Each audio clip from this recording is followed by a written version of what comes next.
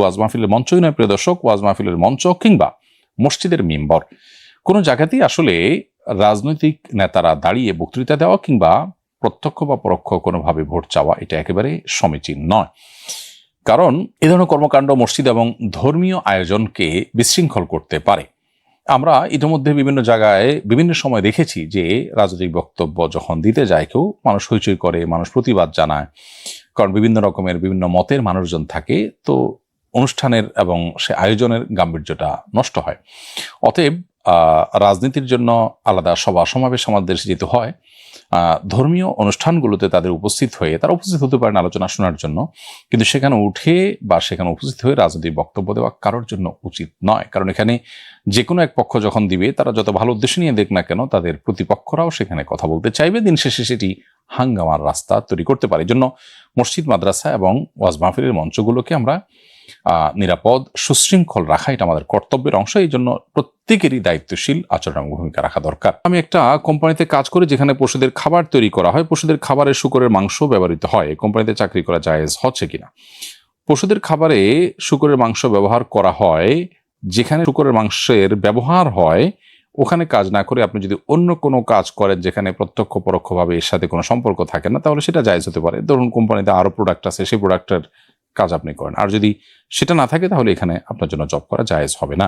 আমি ক্লাস 7-এর ছাত্র, সঙ্গীত ও শরীরচর্চা শিক্ষক নিয়োগের যৌক্তিকতা নিয়ে আমাদের গণিত টিচারের সঙ্গে আমার বাকবিতণ্ডা হয়। এক পর্যায়ে স্যার ইসলাম বিষয়ে বিরূপ মন্তব্য করেন, ফলে নিজেকে কন্ট্রোল করতে না পেরে হাতে থাকা স্কেল স্যারের দিকে নিক্ষেপ করি। স্যার আমাকে অভিশাপ দেন। জানতে চাই আমার কাজটি কি অন্যায় হয়েছে, আর এক্ষেত্রে আমাদের প্রতিক্রিয়া কি হওয়া উচিত? কোনো স্যার, কোনো টিচার বা কোনো সিনিয়র ব্যক্তি যদি কোনো অন্যায় কথা বলেন, আমরা অন্যায়ের প্রতিবাদ অবশ্যই করতে হবে। তবে আল্লাহ তাআলা আমাদেরকে শিক্ষা দিয়েছেন, ওয়াজাদিলহুম বিল্লাতি হিয়া আহসান। আহলে কিতাবদের সাথে পর্যন্ত আল্লাহ বলেছেন তাদের সাথে আমাদেরকে বিতর্ক করতে হবে সর্বোচ্চ সুন্দর উপায়। অতএব যুক্তি দিয়ে আমরা আমাদের বক্তব্য তুলে ধরবো, তার বক্তব্যের অসারতাকে প্রমাণ করব এবং তার বক্তব্যের খণ্ডন করব। কিন্তু তাই বলে তার দিকে কোনো কিছু ছুড়ে মারা আমাদের জন্য অনুচিত, কারণ সে তাকে আহত করতে পারে, তিনি ফিজিক্যালি অসুস্থ হতে পারেন বা ইনজুর্ড হতে পারেন, যেটার ফলে আমার উপরেও দায় আসতে পারে। তো আমরা বরং আমাদের কথার বিনিময়ে কথা, তার অযৌক্তিক কথার বিপরীতে আমরা আপনার যৌক্তিক কথা দিয়ে তাকে খণ্ডন করার চেষ্টা করবো। এটি আমাদের প্রতিক্রিয়া হওয়া উচিত। আল্লাহ তাআলা তাদেরকে হেদায়েত দান করুন, আমরা দোয়া করি। এরপরে প্রশ্ন হলো, আমি নিজ হাতে তাড়াই বাঁশের বাঁশি বানাই এবং বিক্রি করি। বাঁশি ও বাঁশির সুরের প্রতি আমার এক ধরনের ভালো লাগা কাজ করে। প্রশ্ন হলো, এই টাইপের বাঁশি বানানো এবং বিক্রির ব্যাপারে শরীয়তের কোনো নিষেধাজ্ঞা আছে কিনা? প্রিয় দর্শক, সূরা লোকমানের 6 নম্বর আয়াতে আল্লাহ রাব্বুল আলামিন লাহওয়াল হাদিস ক্রয় বিক্রয় করতে নিষেধ করেছেন। এই যে লাহওয়াল হাদিসের কেনা বেচার ব্যাপারে নিষেধাজ্ঞা এসেছে, এখানে লাহওয়াল হাদিস বলতে গান, নিষিদ্ধ গান এবং বাদ্যযন্ত্রের কথা বলা হয়েছে। বিষয়টি আব্দুল্লাহ ইবনে আব্বাস রাদিয়াল্লাহু তাআলা সহ বিশ্ববিখ্যাত মুফাসসির যারা আছেন, নবী সাল্লাল্লাহু আলাইহি সাল্লাম থেকে সার্টিফিকেট প্রাপ্ত যে সমস্ত মুফাসসিরগণ আছেন তাদের তাফসীর এটি। আব্দুল্লাহ ইবনে আব্বাস রাদিয়াল্লাহু তাআলা সহ অন্যান্য মুফাসসিরদের তাফসীরের কথা, আব্দুল মাসউদ রাদিয়াল্লাহু তাআলা সহ তাফসীরের কথা ইবনে কাসির সহ অন্যান্য তাফসীর গ্রন্থগুলোতে উল্লেখ করা হয়েছে। এবং বিশ্বের প্রায় সব আহলে সুন্নাত জামাতের উলামা ইকরাম একমত যে বাদ্যযন্ত্রের ব্যবহার করা হারাম, এবং যে সমস্ত গানের মধ্যে অশ্লীলতা আছে, যে সমস্ত গানের মধ্যে হারামের প্রতি আহ্বান আছে, সে সমস্ত গান খালি গলায় বলাও হারাম। এমনিতে গানের কথার মধ্যে খারাপ কিছু না থাকলে সেটি খালি গলায় গাওয়াতে কোনো অসুবিধা নেই। তো এই বাঁশি যেটা আপনি তৈরি করছেন, এটা যেহেতু বাদ্যযন্ত্রের কাজ দেয়, অতএব এটি আপনার ভালো লাগা কাজ করলেও আপনাকে বর্জন করতে হবে যে মুসলিম।